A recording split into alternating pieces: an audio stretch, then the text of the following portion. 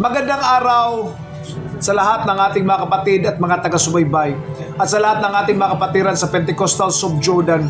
Akin pong kagalakan na may bahagi sa inyo ang salita ng ating Panginoon. Maraming salamat sa mga nagdaang linggo sa inyo pong pakikinig sa salita ng Panginoon, sa inyong panambahan at sa mga leaders natin na patuloy po na umaalalay sa ating mga kapatid sa iba't ibang panig ng mundo. Good morning po sa inyong lahat. Nawa po ang inyong mga pangangaral ay nababalot ng pag-ibig para po sa ating mga kapatiran, lalong-lalo na sa ating Diyos na dakila. Sa mga nagdaang linggo ay napag-usapan natin kung paano mamuhay bilang isang Kristiyano. Ngayon naman po ay ating pag-uusapan itong ating theme na how to win in life. Paano ba magwagi sa buhay? Meron po itong 6 na lessons na atin pong pag-uusapan. Una po is how to break bad habits. Second, how to tame your tongue. Number 3, how to win in spiritual warfare. Number 4, how to conquer condemnation. Number 5, how to resist temptation. And number 6, how to be sure you are really saved. Sa una pong talakayan ay atin pong nalalaman na tayo po ay meron talaga mga bad habits na kailangan din nating paglabanan. Pangalawa, tulad po ng ating nabanggit din, may mga bad habits tayo. Ito pong dila natin, minsan naging problema na rin natin. So pag-uusapan natin yung how to tame your tongue. Paano magwagi ba sa spiritual na pakikibaka? Araw-araw ay may pakikibaka tayong pinagdadaanan. Kaya napakahalaga na ating malaman kung paano tayo magwawagi sa mga bagay na ito. Another is how to conquer condemnation. Yan po yung pag-uusapan din natin kung paano tayo magwagi doon sa bulong ng kaaway na nagko-condemn sa atin, nagja-judge kung sino tayo. Paano mag-resist ng temptation, isa yan sa mga pag-uusapan at maging sigurado sa ating pananampalataya. So, pag-usapan po natin mga kapatid itong how to break bad habits. Pahintulutan niyo po ako na mangaral sa napakaiksing panahon upang ibahagi ang salitang ito sa ating lahat. Jeremiah chapter 13 verse 23. Itong sinabi, "Can the Ethiopian change his skin or the leopard its spots? Neither can you do good who are accustomed to doing evil." Napapalitan ba ng isang Ethiopian ang kulay ng kanyang balat? O ng isang leopard, may lilipat niya ba yung mga spot niya sa ibang bahagi ng katawan? Walang sinuman ang pwedeng makagawa niyan. Maging kayo man din ay hindi kayang baguhin yung ating pamumuhay na yan. Anong ibig niyang sabihin? Ibig sabihin, ang habits po ay tinatawag na behavior patterns na hindi lang yan nangyayari isang beses. It is by repetition. Some habits are harmless. Maybe it will bring us towards our success. But some habits also are impossible to break.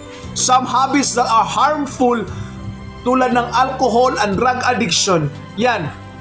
It's a habit that is very impossible without God's help kung paano natin malampasan. Kaya yun yung pag-uusapan natin. Meron po itong 4 na bagay na kailangan lang nating maintindihan, 4 na tool upang tayo po'y matulungang maging malaya mula sa habit na yan. Number 1, discipline. Sabi ng Hebrews chapter 12 verse 10, "Our fathers disciplined us for a little while us they though best, but God disciplined us for our good, that we may share in His holiness. No discipline seems pleasant at the time, but painful." Anong ibig niya iparating? Wala pong disiplinang magaan. Nakakaranas talaga tayo ng masasaktan tayo sa disiplinang ating tinatanggap. Ngunit dapat nating tandaan na ang disiplinang ito ay para din sa ating kapakanan. Pangalawa, faith. For everyone born of God overcomes the world. This is the victory that has overcome the world, even our faith. 1 John 5 verse 4. Ang ibig sabihin, kung gusto nating magwawagi sa mundong ito, develop such kind of faith that you know you can overcome evil. Number 3, people. James chapter 5 verse 17. Therefore confess your sins to each other and pray for each other so that you may be healed. The prayer of the righteous man is powerful and effective.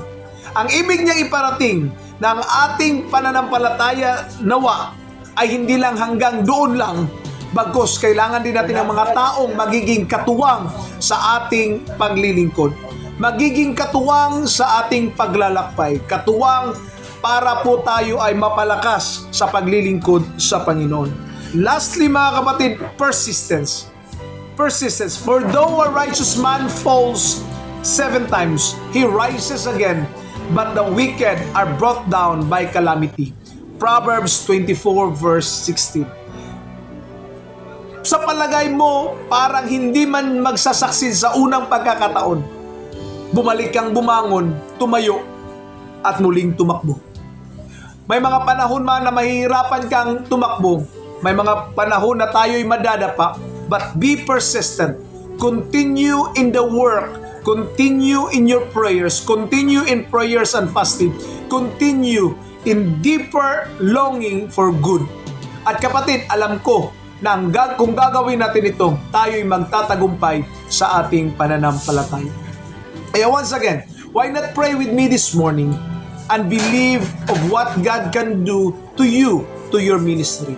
Sa lahat ng ating mga leaders, lalo na dyan sa Jordan, Sister Diding at saka Sister Pinky, ang ating mga ngaral, akin pong mga dalangin para sa inyo na kayo nawa ay palakasin ng Panginoon, maging daluyan ng pagpapala habang kayo'y mga ngaral sa mga susunod na series ng ating mga pag-aaral. Panginoong dakila, pagpalain lahat ng aking mga kapatid sa Jordan, maging sa iba't ibang panig ng mundo na manunood ng broadcast na ito. Aking dalangin naman na pagpalain mo sila at palakasin sa lahat ng oras. As your servant, O God, nawa Panginoon, gamitin mo rin ako maging daluyan ng pagpapala. Ang aming mga kapatid, mga leader sa iglesia, nawa din po ay maging daluyan ng pagpapala habang sila ay mangangaral. Sa pangalan ni Jesus, I declare, Amen. Mga kapatid, hanggang sa susunod nating pagkikita, nawa tayo magkikita ng personal. Ngayong darating na Nobyembre 22 to 26, ako po ay nasa Hong Kong. So sa lahat po ng ating mga kapatid na nasa Hong Kong, November 23 to 26, nasa Hong Kong po kami mga kapatid. Kasama po ni Pastor Richard Gabukan. I will be sharing the Word of God to the Church of Life Joy. Kita-kits po tayo mga kapatid sa lugar na yan. May the Lord's blessings be with you all. Paalam.